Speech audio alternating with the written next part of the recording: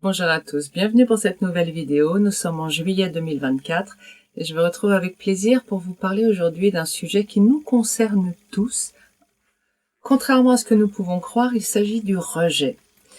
Pourquoi le rejet nous concerne tous? Parce que nous nous sommes sentis rejetés déjà par nos parents.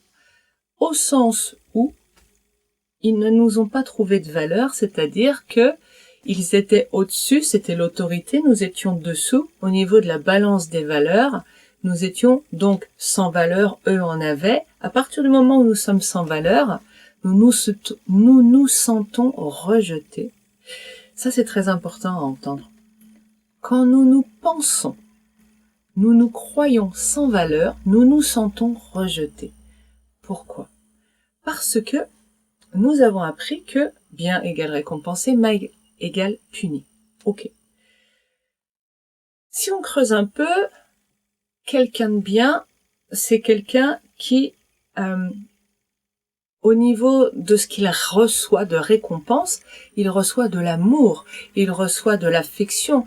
Quand on imagine quelqu'un qui est une bonne personne, on l'imagine entouré d'amis, aimé, choyé. On l'imagine pas vivre seul dans un taudis, rejeté par tous, n'est-ce pas? Alors qu'à l'inverse, quelqu'un qui est une mauvaise personne, comment on punit les mauvaises personnes dans notre éducation? Et nous l'avons été, vous l'avez été probablement, c'est que nos parents nous tournent le dos. C'est pas bien ce que t'as fait. Et ils nous mettent dans la chambre, ou alors au coin, ça dépend des époques, ou alors devant la télé. Mais il y a rupture de la relation. Rupture de la relation. Ce qui fait que cette rupture, qu'elle ait été volontaire par les parents, parce que ils nous punissaient, ou qu'elle ait été involontaire, c'est-à-dire que l'enfant vit cette rupture comme un abandon. Vous sortez de la pièce pour aller aux toilettes, l'enfant vit ça comme un abandon à un certain âge. À partir du moment où il y a rupture de la relation, et ce sont les blessures d'abandon, les blessures de trahison, les blessures de rejet, ça peut déboucher sur une blessure d'humiliation qui est en fait une résultante. À partir du moment où il y a donc cette rupture, vous avez l'impression à l'intérieur de vous que vous êtes une mauvaise personne.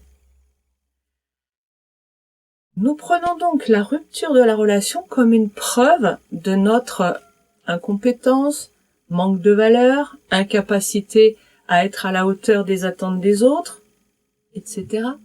À vous de compléter. Et à partir de là, nous nous sentons rejetés. Parce que nous avons l'impression d'être une mauvaise personne. Rupture égale punition égale je suis une mauvaise personne. Quel est le rapport au rejet dans tout ça? En fait, le rejet, ça n'existe pas. Alors, avant d'embrayer sur ce truc, quoi, pardon, ça n'existe pas, hein? Avant d'embrayer là-dessus, je voudrais revenir sur cette notion, quand même compléter un tout petit peu. Nous avons tous été rejetés à un moment donné. Il y a toujours eu dans nos vies rupture d'une relation, qu'elle se soit donc avec nos parents par punition, que ce soit avec un ami qui s'en va, qui déménage, que ce soit quelqu'un qui ne nous voulait plus dans son équipe de foot parce que on n'avait pas comme gardien attrapé le ballon et on avait fait perdre l'équipe, que ce soit un amoureux, une amoureuse qui quitte la relation. Nous avons tous connu des ruptures de relations. Le problème, et c'est pour ça que je dis que nous avons tous vécu le rejet, le problème, c'est que c'est quoi le rapport entre rupture et rejet? Est-ce qu'une rupture donne forcément lieu à un rejet? Eh bien, c'est pour ça que je vous dis que ça n'existe pas, le rejet. Montrez-moi un rejet. C'est quoi un rejet? Ça, quelle forme, quelle taille, quelle odeur, quel poids? Ça n'a pas de sens, ma question, parce que le rejet, c'est un concept mental. Okay? Précisément, le rejet, c'est une étiquette que je mets sur quelque chose d'autre. Une rupture, je mets l'étiquette, ping, je prends ma loupe et je regarde ça, ma loupe, plutôt ma lunette teintée, je prends la lunette noire qui dit « ça c'est un rejet, je suis rejetée ». Parce que nous avons appris que c'était bien d'être entouré et c'était mal d'être seul, parce que quelqu'un qui est seul est une mauvaise personne. C'est aussi pour cela qu'on a tellement de mal avec le célibat ou qu'on s'engouffre dans les groupes, dans la notion de groupe. Parce que être seul, c'est assumer le fait, au regard du monde, je suis une mauvaise personne. Ben, vous voyez, je suis célibataire, j'ai 30 ans, j'ai toujours pas de petit ami, que ce soit masculin ou féminin. Ah bah ouais, c'est un loser. C'est un célibataire, le pauvre. Bah et non, il est pas en couple. Pourquoi? Hormis l'histoire de reproduction. Parce que nous avons donc cette idée inconsciente, oh là là, que le célibataire, c'est un raté, c'est quelqu'un qui n'est pas à la hauteur, qui ne sait pas y faire, qui ne sait pas se faire aimer. Un célibataire ne sait pas se faire aimer, c'est ce que l'on croit inconsciemment. Parce que c'est donc une mauvaise personne. Donc nous avons tous ce fond inconscient qui véhicule cette peur de la solitude, qui véhicule donc la peur de rompre les relations. Rompre la relation, c'est aussi, je vais un peu vite, je dis plein de trucs, mais je vais essayer d'étoffer un tout petit peu, pour pas que ce soit trop long, parce que aussi je n'ai pas trop le temps. C'est cette peur de mettre des limites. C'est cette peur de dire non. C'est cette peur d'exprimer ses besoins. C'est cette peur de contrarier l'autre. C'est cette peur de dire stop à quelque chose qui est malsain pour nous. Vous voyez que, en fait, ça englobe énormément de choses. Nous avons peur de passer dans le rejet. Que ce soit le rejet de l'autre ou le rejet de nous-mêmes. Mais ça, je vais en reparler après. Là, au départ, pour l'instant, je vous parle que l'autre nous rejette. C'est notre terreur la plus absolue. Finir seul et sans amour, quand vous demandez à quelqu'un son pire cauchemar, en réalité, si on creuse, si on fait « oui, mais et qu'est-ce qui se passe si ce que tu viens de dire ?»« Ah bah oui, mais et on arrive toujours, à seul et sans amour. » Nous avons donc cette peur fondamentale du rejet. Mais le rejet n'existe pas. Le rejet, c'est juste une façon de regarder quelque chose qui se passe. Par exemple, je dis à quelqu'un, écoute, là, ce soir, je suis fatiguée, j'ai pas l'élan d'aller au cinéma avec toi. Comment l'autre va entendre ça? Il peut l'entendre ou je peux l'entendre. Allez, on va tourner. On va dire l'autre me dit ça. Comment moi j'entends ça? Je choisis. Je choisis. J'ai la possibilité de choisir. Je peux entendre ce fameux rejet, c'est-à-dire l'autre ne m'aime pas, l'autre ne veut pas de moi, ou je peux entendre, il a des besoins qu'il est en train de nourrir, et c'est très beau. Le problème du rejet, c'est que nous entendons de l'intention malveillante derrière. Le problème du rejet, c'est aussi que nous entendons quelque chose de personnel, c'est-à-dire que quand l'autre me dit « je ne vais pas au cinéma », il me dit « je prends soin de mes besoins, j'ai envie de me ressourcer, de préserver mon énergie ». Il parle pas de moi, il parle de lui. Ce que nous prenons pour des rejets, 80% du temps, c'est l'autre qui parle de lui, de ses besoins. Nous ramenons ça chez nous en disant « il ne veut pas quelque chose sur moi ». Mais ça, c'est de l'imagination. Je projette un film et je vais vous en parler ensuite de ce film. Il parle de lui. Mon compagnon me quitte. Qu'est-ce que je vais faire? Je vais dire « il veut plus de moi ». J'ai pas été à la hauteur, je suis pas une bonne épouse, je suis pas une bonne mère, je suis pas papa. Et le film tourne. Mais en fait, qu'est-ce qu'il dit la personne en face? Il dit, je ne suis plus en phase avec la relation, je ne suis plus en phase avec la relation, et donc j'ai besoin d'autre chose. Je nourris mes besoins. Ça n'a pas de rapport. Souvent, la rupture est accompagnée, alors quand je dis la rupture, mais c'est d'une façon très générale, hein, pas que la rupture amoureuse, loin de là. Elle est accompagnée de la fermeture de cœur, c'est-à-dire d'une sorte de guerre, de colère, mais ça n'a rien à voir avec la rupture. À chaque seconde, nous avons des ruptures. La seconde d'avant, c'est une rupture avec la seconde d'après est une rupture avec la seconde d'avant. C'est cette histoire de faire le deuil. Chaque instant, nous passons à autre chose. Le passé n'existe que ici. Nous vivons au présent, ni au futur, ni au passé, au présent. Ça n'est que dans notre mental que nous avons cette fâcheuse habitude de sortir du présent pour vivre à un autre temps, qui n'existe pas. Bon, ça part un peu dans tous les sens, il y a tellement de choses à vous dire. Ok. Donc l'autre dans la relation, quelle que soit sa rupture, il parle de lui, 80%. Il y a 20% du temps où il peut dire « Oh non, pas toi. Non, je veux pas de toi. » Quand l'autre dit « Non, je ne veux pas de toi », nous le prenons de plein fouet. « Oh, je ne veux pas de moi, donc je suis ci, je suis ça. » Mais il parle encore de lui. Pourquoi? Parce que il ne nous voit pas. Il voit ce qu'il projette sur nous. Nous sommes un écran blanc sur lequel les gens autour de nous projettent leurs films, projettent leurs croyances. Est-ce que Petit Oiseau confirme?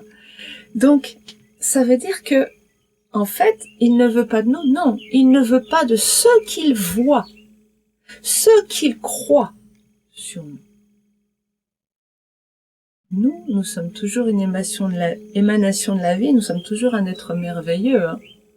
Que nous étions été rejetés toute notre vie ou pas ne change rien, nous sommes toujours un être merveilleux.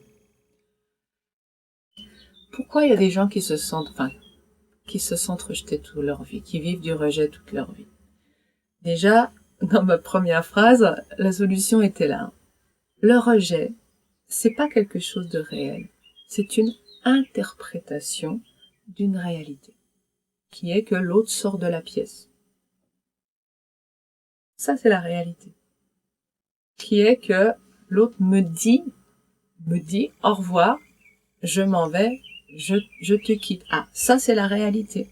Maintenant, le rejet est une interprétation négative et souffrante. Ce qui veut dire que si c'est une interprétation, c'est une sensation, c'est-à-dire que c'est moi qui vais interpréter, choisir de voir les choses comme douloureuses. Pourquoi c'est douloureux de dire un rejet? Parce que j'ai l'impression d'être nulle et c'est là où est tout le problème, ne pas mériter de m'aimer. Si on nous disait petit, alors tu vois, une bonne personne, c'est quelqu'un qui est rejeté régulièrement, quelqu'un qui met ses limites et contre lesquelles les autres voient en colère, et c'est normal, et c'est ça une bonne personne. Vous imaginez bien qu'il n'y aura aucun problème. Ce n'est pas la réalité qui pose problème, jamais. C'est la façon dont nous la regardons, dont nous avons appris à la regarder pour nous faire souffrir. Si on considère que le rejet est normal, le rejet cesse d'exister en fait.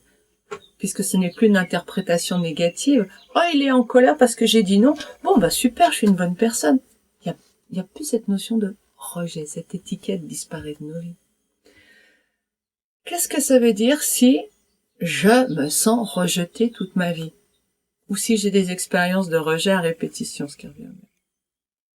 Ça veut simplement dire que moi, j'interprète tout ce qui se passe dans ma vie, ou beaucoup de choses qui se passent dans ma vie, comme une attaque personnelle. pourquoi je vais interpréter les choses comme ça.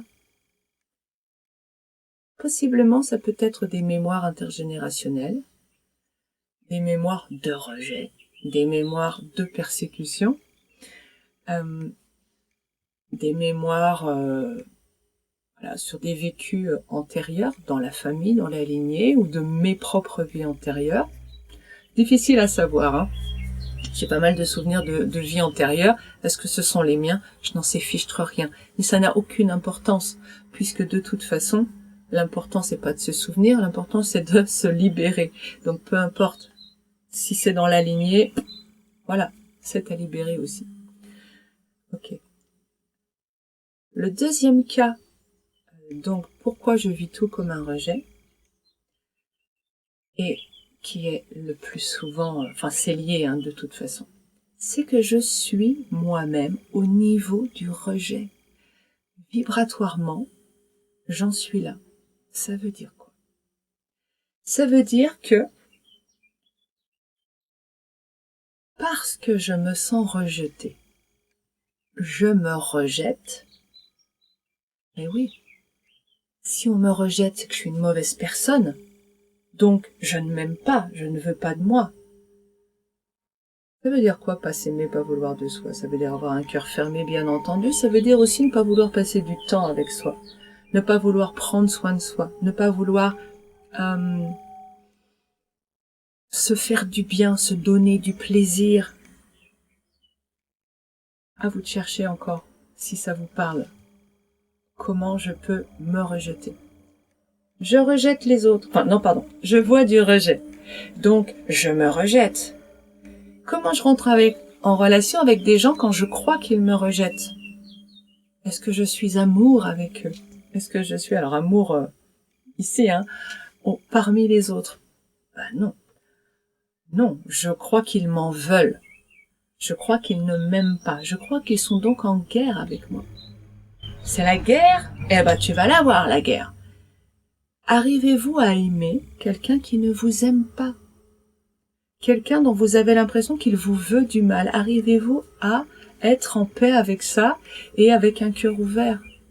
Non, parce que c'est pas ce qu'on apprend. Oui, si on est passé dans un état d'être éveillé, mais jusque-là, on va être dans la guerre, dans la colère, dans le repousser l'autre. Tu m'aimes pas, mais moi je veux pas de toi. Et ça s'appelle le rejet.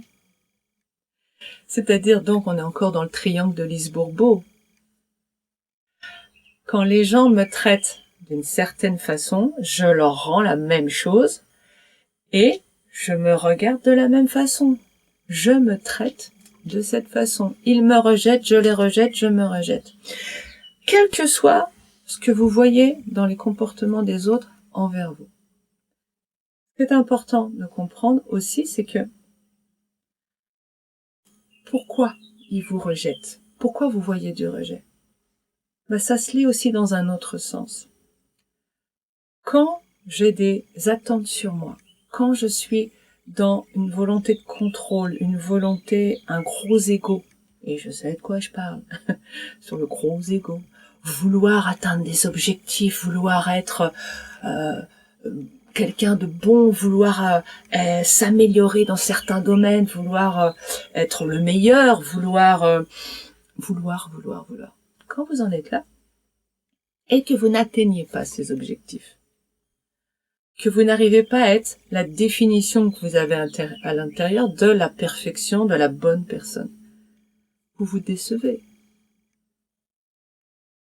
Alors, c'est là que naissent les blessures d'humiliation, puisque j'ai honte de moi, j'ai pas atteint mes objectifs, je suis nulle, j'ai honte de moi, ok. Mais ça peut être aussi, je ne veux plus m'occuper de moi. Je me suis déçue, je ne veux plus. Alors, la déception n'est pas le seul sentiment qui peut naître, hein, la colère, mais le rejet. Je suis pas l'auteur, je suis nulle, je suis pas capable d'y arriver, je m'intéresse plus à moi. On voit ça très très facilement chez les gens quand ils sont en échec dans un apprentissage, ils laissent tomber. Les mémoires intergénérationnelles, elles arrivent là. C'est-à-dire que quand nous avons des mémoires de rejet, Nous avons donc l'impression de ne pas avoir de valeur. Vous rajoutez à ça le conditionnement de nos parents quand nous sommes petits, que eux ont de la valeur, nous en tant que petits on n'en a pas. Donc on part avec cette impression que on n'est rien.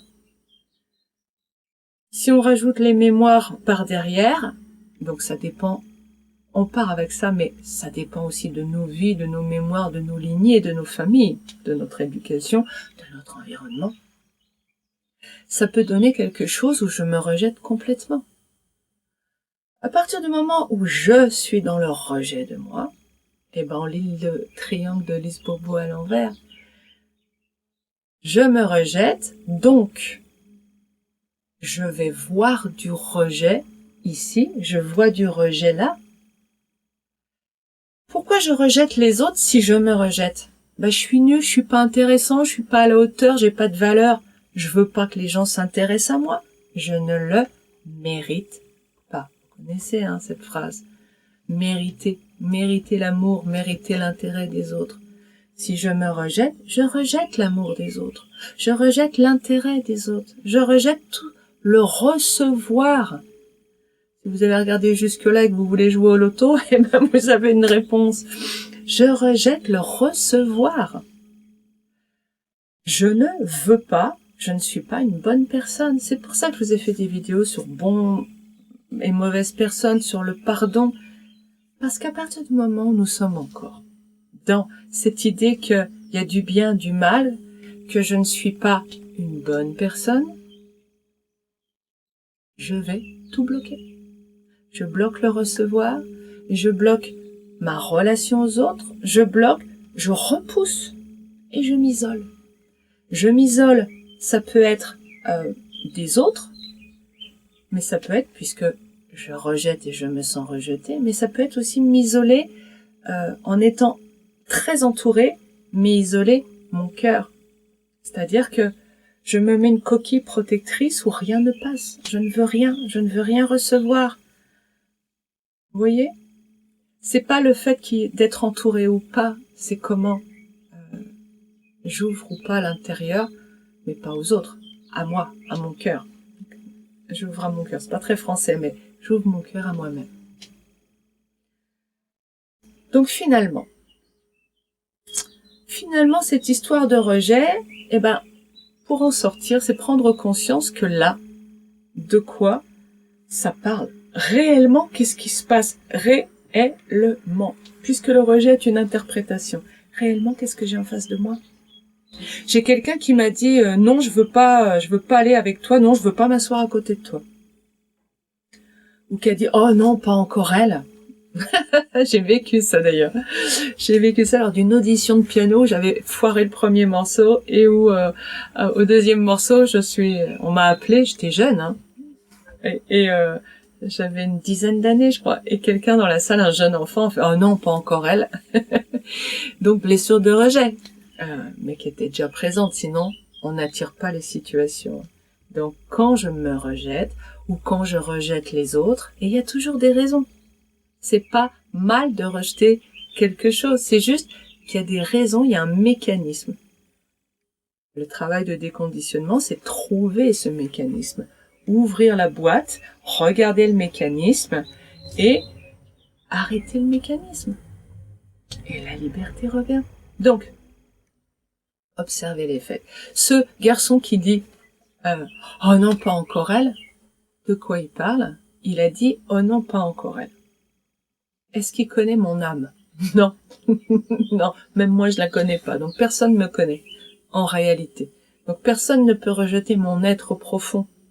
On peut rejeter des comportements, des choses que l'on voit, des comportements.